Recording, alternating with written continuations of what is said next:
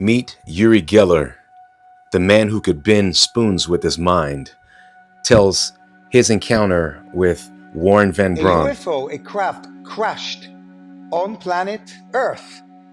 They pulled out bodies of aliens. And that's what Werner von Braun wanted to show me. This is a photograph of Werner von Braun and me. He's taking me into his limo, and we drive off to a huge concrete building. But let me now backtrack. One day, Ed Mitchell calls me up and says to me, Uri, there's a very important doctor who wants to meet with you. I said, fine. He says he's a NASA scientist. I said, fine, who is he? He says to me, he's Dr. Werner von Braun. I say, what? Dr. Werner von Braun wants to meet me? Dr. Werner von Braun was a Nazi. I've got photographs in the museum here. He's among Gestapo officers. I was shocked when Ed Mitchell told me that, but I couldn't resist. No way. The first thing that Werner von Braun does, he pulls out of his pocket a tiny little piece of metal, and Shippy snaps. And Werner asks me to touch the metal and tell him what I feel it is. So I place my finger on the piece of metal and I tell him, Werner, this is not from here. He says, you're right. This is a piece of a UFO. Okay, wow. Then he says to me, come with me. He takes me into his private office, and there is a safe in the office. He opens the safe, and inside there's a bigger piece of metal, about this big, maybe 12 inches.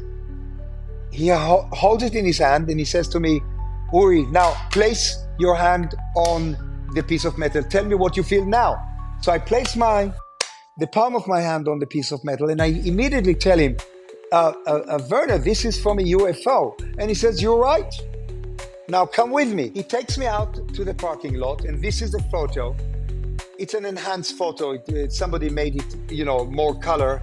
And he puts me in a limo, says, sit next to me. I sit next to him. He gives an order to the driver to drive. We drive into the heart of the base. We come to a concrete building. Nothing is written on the building. There's a soldier standing by the door. He opens the door, and Werner says to me, follow me. We go down 3 or 4 flights of floor into the abyss of the building. Is it just you? No, just me and Werner von Braun. Then in the corridor of that 3rd or 4th floor, there are hooks on the wall, and on the hooks are hanging orange Antarctica coats. You know those warm coats that you wear in Antarctica?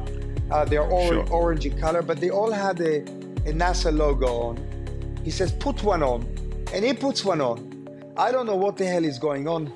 And then we turn around the corner. We come to a huge metal door.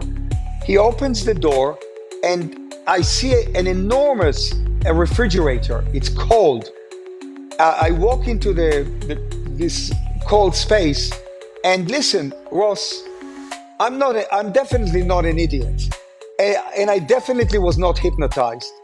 With my own eyes, I see alien bodies. Some were mangled. They're all in glass tubes. I mean, I'm just mind blown, shocked.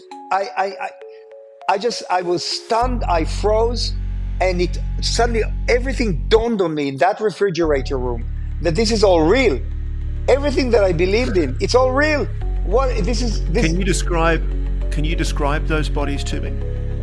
Very similar to the alien figures that we are used to see, the grays. Look, most of them were mangled, yeah? Most of them were, they looked like they were pulled out forcefully out of a craft, or just, I don't know, found strewn around the UFO. But it was mind-blowing. What did Werner tell you about where those beings came from? He didn't. We went back to the office. Ed Mitchell was there. Werner gave me a gift. He gave me it's here. I have the camera here. It's a German camera. He said, Uri, you can have this as a gift. I took it because I said I wanted something that belonged to Werner von Braun, and that was the end of the story.